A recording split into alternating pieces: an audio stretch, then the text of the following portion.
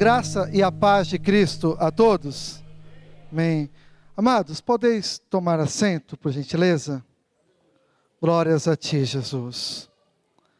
Irmãos, estamos tocados pela presença do nosso Senhor e Salvador, Jesus Cristo. E estamos com o coração ardendo em Sua presença. E eu peço aos irmãos, continue adorando ao Senhor. Continue adorando ao Senhor. Não se limite de acordo, só se o pregador for bom, aí eu vou dando, não. Dê glórias a Deus, independente do pregador. Glorifique, o exalte, o adore, se derrame, se quebrante, independente da pregação do pregador. Você com Deus. Amém. Glórias a Ti, louvado seja Teu santo nome, ó Jesus. Amados, eu não vou estar me apresentando tanto, meu nome é J.R. Costa, os irmãos conhecem, já estive aqui, irmão Júnior, irmão da Xislene, cunhado do Plínio, filho da nossa irmã Ana.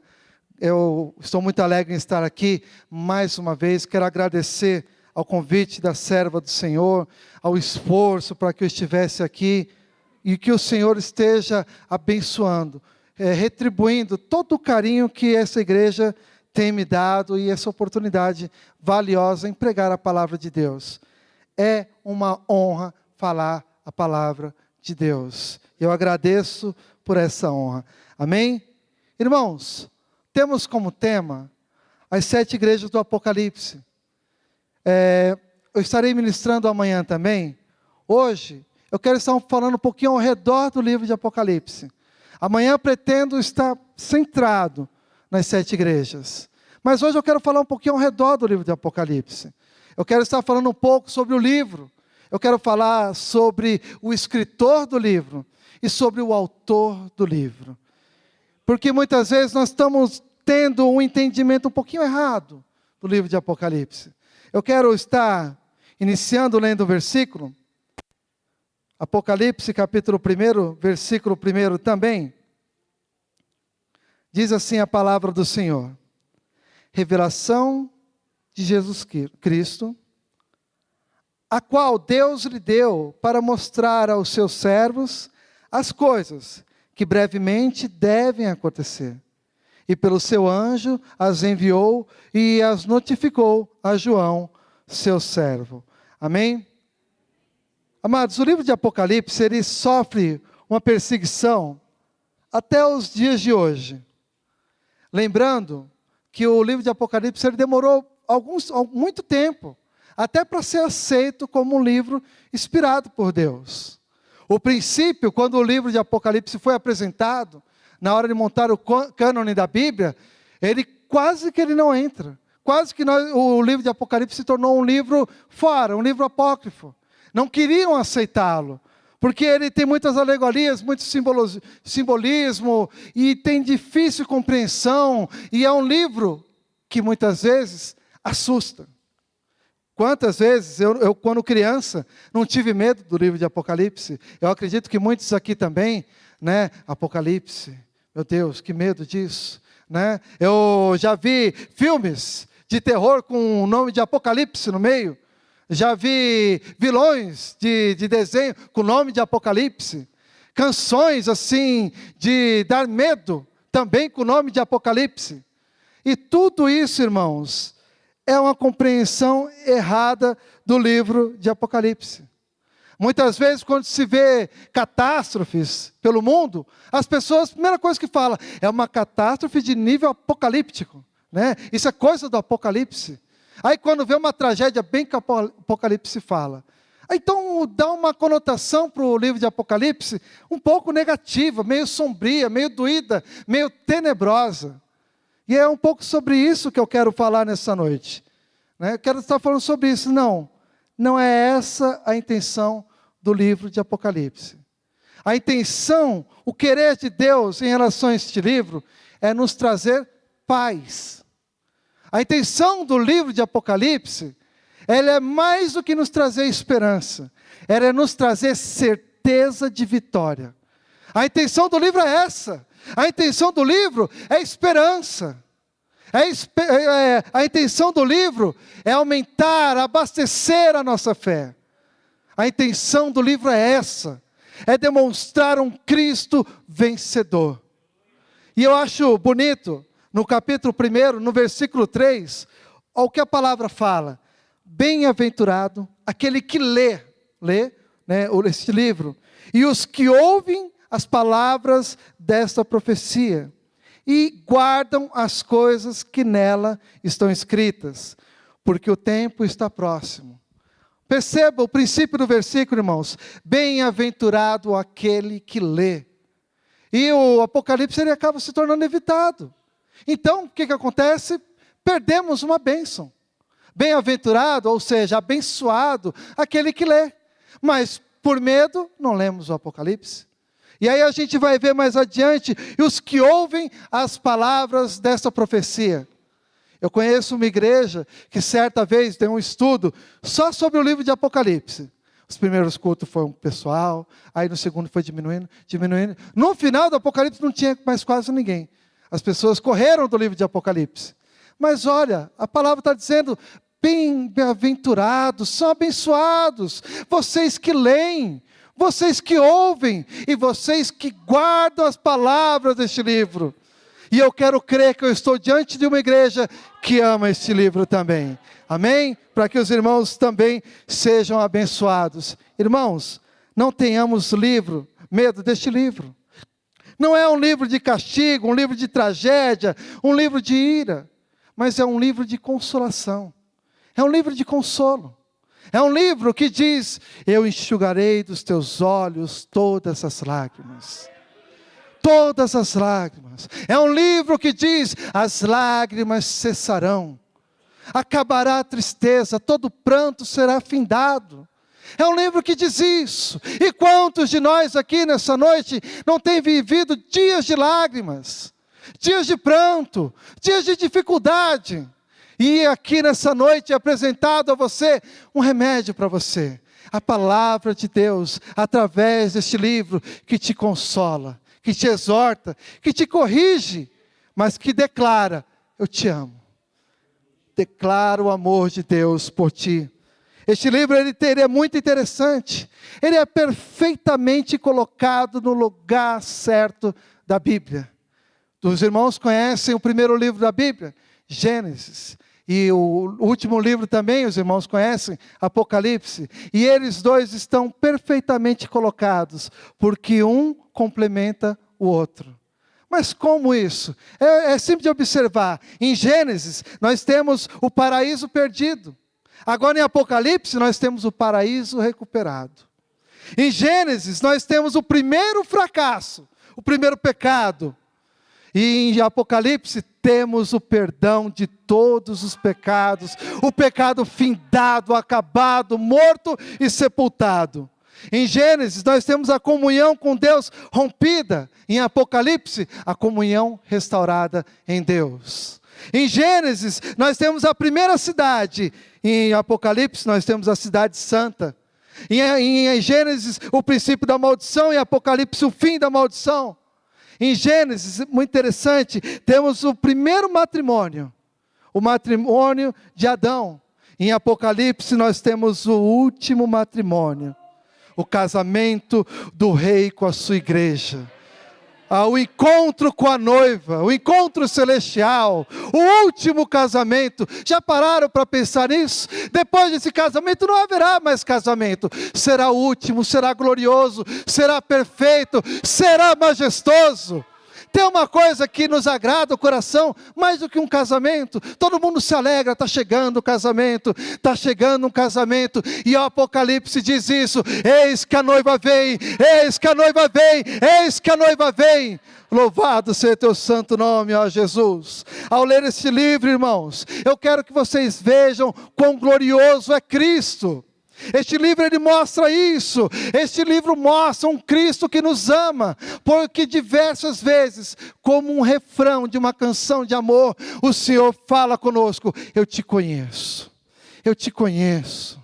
O Senhor repete tantas vezes: eu te conheço. O Senhor fala: eu conheço as tuas obras. As pessoas muitas vezes não conhecem as nossas obras, não conhecem as nossas lutas, não conhecem o nosso esforço, não conhecem a nossa peleja, não conhecem o quanto sofremos, mas Jesus vem e diz: eu conheço a tua dor, eu conheço as tuas lágrimas, eu conheço as tuas batalhas, eu sei que tu és fraco, eu sei que tu és pobre, mas aqui no céu, comigo tu és rico. Louvado seja teu santo nome. É um livro que nos consola. Cristo declara o seu caráter, mostrando que Ele é o nosso companheiro, ao dizer: eu conheço as tuas lutas, eu sei que tu és perseguido. O Senhor fala tudo isso. É um livro maravilhoso, amados. É um livro maravilhoso, não há por que ter medo deste livro. E ele é perfeito, como eu estava dizendo, em ficar no final. Ele é o nosso final feliz. Os filmes costumam ter o The End, né? Ou final feliz, e foram felizes para sempre. Nós, povo de Deus, também temos isso no livro de Apocalipse, e foram felizes para sempre, estando para sempre na presença de Deus. Afinal, melhor que esse? Você conhece algum filme, novela, que tem um final melhor do que esse, que nos é dito através deste livro? Não tem. Não tem, somente este livro nos mostra isso. O Apocalipse é o triunfo do Cordeiro de Deus. É Jesus triunfando sobre a besta, sobre a meretriz. É Jesus triunfando sobre o falso profeta, sobre o anticristo. É Jesus triunfando sobre Satanás. É Jesus triunfando sobre a morte. É Jesus triunfando sobre o pecado. É Jesus triunfando sobre o inferno. É Jesus triunfando, amados. É o livro, é este livro. Então temos que amá-lo. Louvado seja o nome santo do Senhor. Afinal, amamos Cristo triunfando, não é verdade? Já cantamos vencendo, vem Jesus. Não cantamos nessa noite? Apocalipse mostra isso. Vencendo, vem Jesus. Glórias a ti, ó Cristo. Santo é o teu nome. Mas falando, amados, ao redor deste livro, falando um pouco sobre a intenção dele, também é muito interessante observar o escritor do livro de Apocalipse. Os irmãos sabem que João escreve este livro. Eu acho que alguns sabem que ele escreve da ilha de Patmos. Né? Mas o problema é que muitas vezes a informação para aí. Tem mais coisas para a gente observar sobre este escritor deste livro. Ele, amados, ele estava numa ilha, estava afastado de toda a sua família, estava afastado de todos os seus amigos, estava afastado da igreja, tiraram ele do seio da igreja. Ele foi colocado numa ilha que era servida como um cárcere. Essa ilha era, quem parava nessa ilha eram os presos políticos. E nessa ilha eles eram colocados a serviço escravo em minas. E não eram lhe dados abrigo nem nada, eles habitavam em cavernas. Não tinha conforto algum. E João estava dessa maneira. E ele tinha um agravante a mais, ele já era de idade avançada.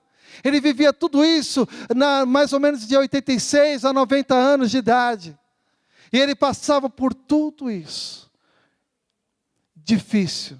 Numa ilha que era infestada de cobras, de animais peçonhentos, insetos peçonhentos. Era difícil a situação de João. Afastaram ele de tudo, tiraram tudo dele, como já foi dito, amigo, família, igreja, os seus amigos, os outros apóstolos, todos já haviam morrido, todos, uns decapitados, outros crucificados de cabeça para baixo. João era o último, e estava totalmente isolado. Este é o quadro de João, quando ele está nessa ilha, quando ele escreve o livro de Apocalipse. É um quadro difícil, é um quadro triste.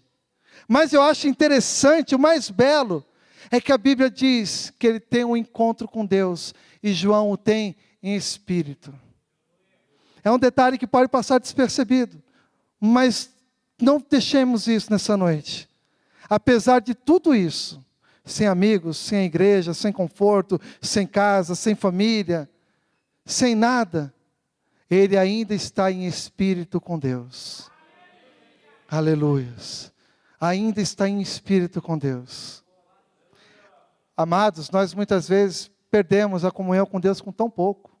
Basta uma martelada no dedo e já tem crente perdendo a comunhão, xingando, reclamando e falando várias coisas. Basta algumas provas e nós perdemos a comunhão com Deus e o estar ligado em espírito com o Senhor. Mas este homem nos mostra o contrário. Não interessa a minha idade, não interessa onde eu estou, não interessa a minha situação, não interessa quantas provações, não interessa. Eu amo Jesus e eu não largo Ele. Ele é maior, Ele é melhor. Já foi cantado aqui nessa noite, eu não vou ficar lamentando, vou adorar a Deus. João ainda estava em espírito com o Senhor. Aprendamos isso com este servo de Deus. Amados, mantenhamos a nossa comunhão com o Senhor. Independente de tudo, independente de todos. Não perca a sua comunhão com o Senhor. E é belíssimo isso, ele tem um encontro com Cristo em espírito. Ainda permanece ligado. Tiraram tudo dele, mas não tiraram Jesus da vida dele. Aleluias. Às vezes a vida pode ser difícil com a gente. Talvez venha situações na sua vida onde lhe é arrancado tudo. Mas declare nessa noite, podem me arrancar tudo, mas não me arrancarão Jesus do meu coração. Não arrancarão a minha salvação, não arrancarão minha comunhão, não arrancarão a minha adoração a Ele, não arrancarão a minha vida de oração, não me arrancarão. Aleluias, louvado seja teu santo nome, ó Deus. E é muito interessante que João, ao ouvir a voz de Jesus, todos nós queremos ver Jesus, todos nós, mas irmãos, esse versículo ele deixa uma lição escondidinha aqui, é que primeiro João ouviu, nós queremos ver milagres, nós queremos ver Jesus operando, nós queremos ver Jesus em nosso meio, nós queremos isso, mas para isso ser possível, primeiramente é necessário ouvir a Jesus. Primeiro, ouça o que o Espírito diz às igrejas. Primeiro ouça. Agora eu te pergunto, o Espírito diz às igrejas, como é que você vai ouvir sem estar na igreja? Como é que você vai resolver isso? Eu ouvirei o que o Espírito diz às igrejas, mas eu só vou no culto de domingo, de semana eu estou cansado, como que você vai conseguir uma coisa dessa? Como é que você vai conseguir ouvir o que o Espírito diz à igreja, sem uma vida de comunhão com a igreja? Não é possível, é necessário uma vida de comunhão com a igreja do Senhor, é necessário estar aqui, não dá para ter, a palavra diz, olha, quem não ajunta comigo, espalha. Não é possível eu ter uma vida com Deus, eu sou um sujeito espiritual, super crente, mas muitos nem sabem quem você é na igreja, de tão pouco que se aparece, ou de tão pouco atuante que você é. Não é possível uma coisa dessa. Para ouvir o que o Espírito diz às igrejas, é necessário estar na igreja e ser igreja. Louvado seja teu glorioso nome, Jesus. Então o Senhor te chama nessa noite. Eu quero falar contigo. E eu uso a igreja para falar contigo. Esteja na igreja. A igreja ela é uma arca. Ela simboliza a arca de Noé. Alguém que não estava na arca foi salvo? Ninguém. Somente os que estavam na arca. A igreja simboliza um tipo de arca, onde Cristo é a melhor simbologia da arca de Noé. Então é necessário estar aqui. É necessário estar aqui. E não apenas, amados, estar aqui. Algo que o Senhor falou comigo nessa noite. A dizer à igreja, igreja, não basta estar aqui. Traga outros. Olha quantos lugares disponíveis. Todos comprados com sangue de Cristo. Quantos você trouxe nessa noite? Quantos? Quantos você convidou? Aí eu sei que a gente quer só convidar, mas a palavra nos diz, olha, force-os a entrar, Muitas vezes temos que fazer muito mais do que convidar. Temos que ir lá, batalhar, orar, jejuar, dar o exemplo, mostrar versículos, fazer orações, fazer campanhas para essa pessoa, estar sempre lembrando ela que a porta da igreja ainda está aberta, mas um dia se fechará. Então, amados, é necessário estar na igreja para ouvir o que o Espírito diz às igrejas. Amém? E é interessante que primeiro João ouve, começa ouvindo, e depois ele olha os 7 castiçais de ouro, e no meio dos 7 castiçais de ouro, aí então ele contempla Jesus Cristo. Aqueles 7 castiçais de ouro, eles representam a igreja. O mundo, ele só consegue ter um encontro com Cristo através da igreja. O mundo não verá a igreja assistindo a Globo, nem a Record, nenhum desses canais. O mundo não verá a Jesus Cristo nas manchetes dos jornais, nas bancas, ou nas revistas caras. Não, verá através da igreja. João, ele viu Cristo através dos castiçais que representavam a igreja. O mundo precisa disso. Nós somos a igreja. Precisamos mostrar Jesus para o mundo. Precisamos disso. A nossa conduta tem que ser essa. No trabalho, eu achei bonito um tempo atrás, no Fantástico teve uma reportagem do patrão escondido entre os funcionários. E esse patrão foi falar com um sujeito que era crente. E esse irmão falou para o patrão que estava disfarçado: olha, eu trabalho dando o meu melhor. Aí o patrão perguntou: por quê? Porque eu trabalho sabendo que essa firma aqui pertence, tem dono. E Deus é o dono desse lugar. Jesus é o dono. Jesus é o meu patrão. Por isso eu dou o meu melhor nessa empresa. E o patrão, vendo aquilo, até abençoou ele depois com alguma coisa. Mas é dessa maneira. Precisamos mostrar o mundo na empresa onde você trabalha. Você precisa estar no seu trabalho mostrando Cristo o tempo todo. A tua atitude o tempo todo tem que ser mostrando Jesus. Afinal, aquela empresa tem dono, e é Ele. Na escola, onde quer que andemos, temos que mostrar Cristo para o mundo. Cristo conta conosco para propagar a sua palavra. Não se cale, não se cale. Prossiga falando dele, lance convites, tenha atitude honradas e cristãs, para que o mundo conheça a Cristo Jesus olhando para você. Porque Jesus nos deixou como candeeiros deste mundo. A palavra diz: ora, vós sois sal da terra e luz do mundo. A luz, ela tem que brilhar. Você precisa brilhar, irmão. Você tem brilhado no condomínio onde você mora? Você tem brilhado na rua onde você mora? Você tem brilhado na escola? Você tem brilhado no meio da tua família? Como está a tua luz? Como está? Você é um candeeiro. As pessoas precisam ver Jesus através de você. Há um louvor que fala isso, é que eu agora não vou lembrar. Mas diz assim: eu oro para Ele, mas eu vejo Deus. Eu oro para Ele, mas eu vejo Deus. Não sei o que acontece com os olhos meus, mas eu oro para Ele, mas eu vejo Deus. Louvado seja teu santo nome. Glórias a ti. E é tão lindo. João, ele se encontra com Jesus. E quando ele se encontra com Jesus, ele não chega para Jesus e fala assim: poxa, Jesus, você me deixou largado aqui nesse lugar, hein? Poxa, Jesus, cadê? Você me tirou da minha família. Poxa, Jesus, olha a minha situação. Eu sou um escravo. E agora, no fim da vida, eu estou aqui numa ilha. João não reclama. João, ele se encontra com Jesus e o adora. Aleluia. Ele não questiona, ele não reclama, ele não pergunta, ele adora. E você crê que Jesus está aqui nessa noite? Então o adore. Louvado seja teu santo nome. Se você crê que Jesus está aqui, adore a Ele, o bendiga, o exalte, o glorifique. Santo é teu nome, Jesus. João, ele se lança aos pés de Jesus.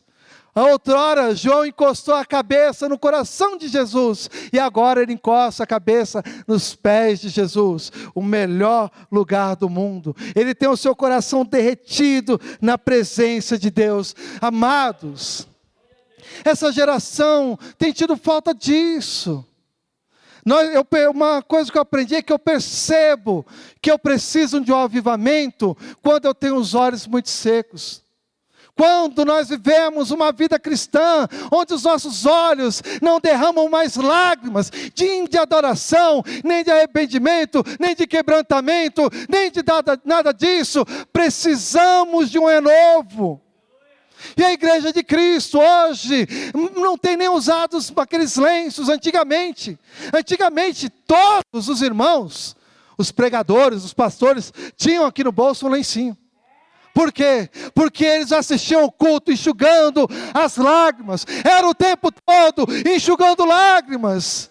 Nós não temos mais chorado na presença de Deus. Tem faltado isso, chorar aos pés de Cristo. Não só indagando, questionando, mas acima de tudo, adorando a Ele. Ah, decanta labai charai deco.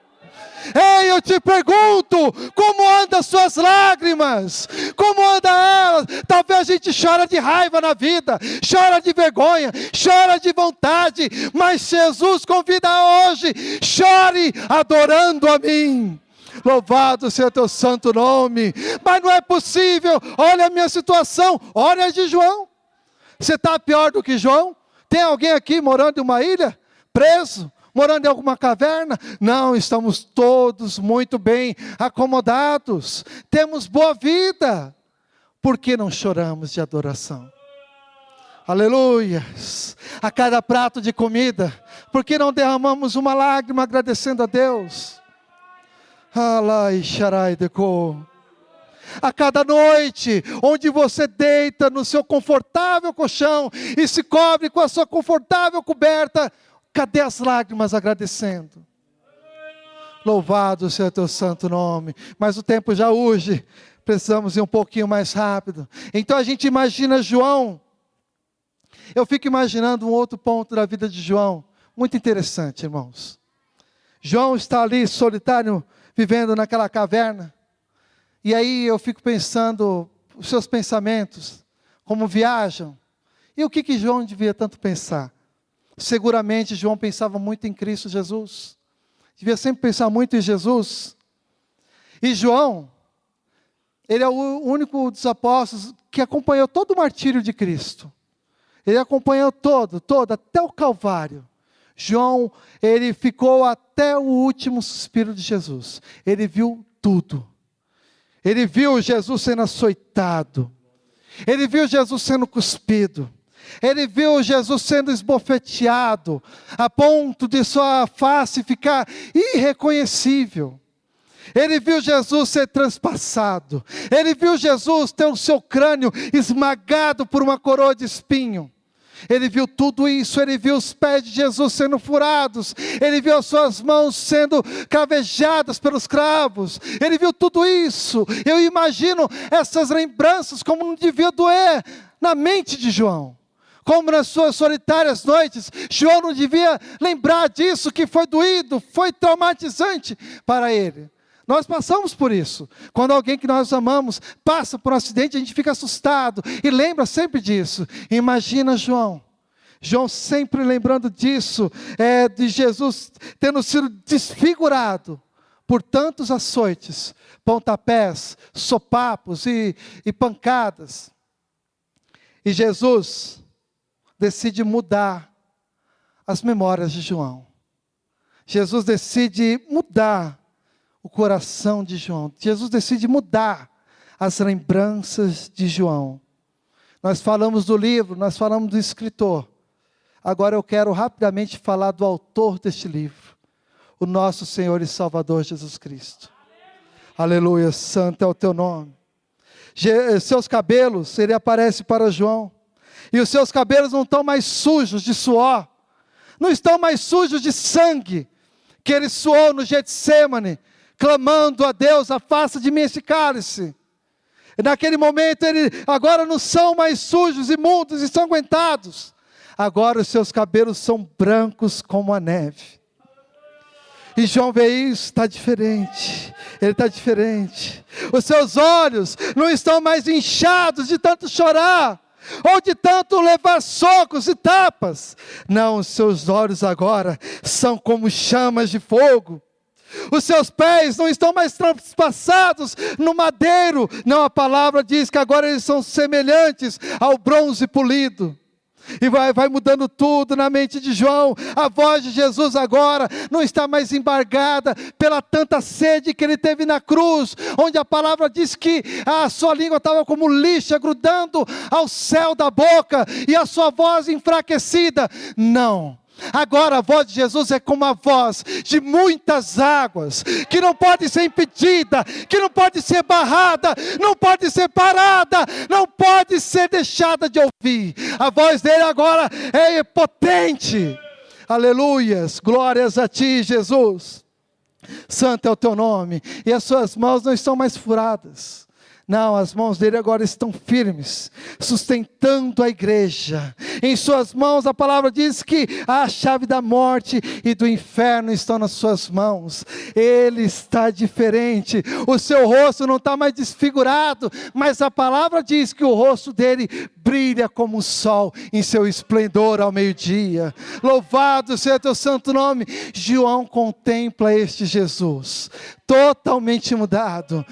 Ele não vai mais lembrar do Jesus da cruz. Não, ele vai lembrar agora desse Jesus glorificado aos céus. Esse Jesus que, já como foi cantado, nos aguarda em mansões celestiais. Glórias a ti, Jesus.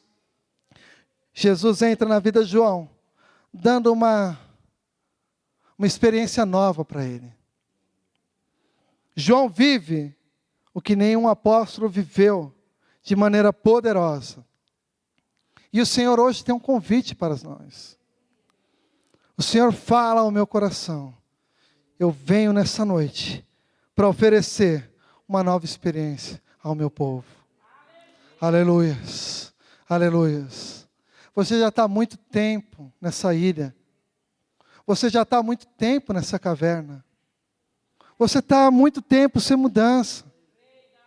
E Deus quer mudar a tua vida hoje. Deus quer abrir os seus olhos espirituais para você ver o que você nunca viu. Deus quer abrir os teus ouvidos para você ouvir aquilo que você nem imaginava que um dia iria ouvir. O Senhor, Ele te chama nessa noite para te mudar, para te tornar um pregador da palavra de Deus. O Senhor te chama nessa noite para mudar a tua vida, para que a tua voz, o teu dizer alcance outras vidas. Mas para isso é necessário que você saia dessa caverna, que você abandone essa ilha onde você tem se isolado. E se essa palavra tem ardido ao teu coração, e você sabe que o Senhor está falando contigo, vem aqui à frente, queremos orar por você. Vem aqui.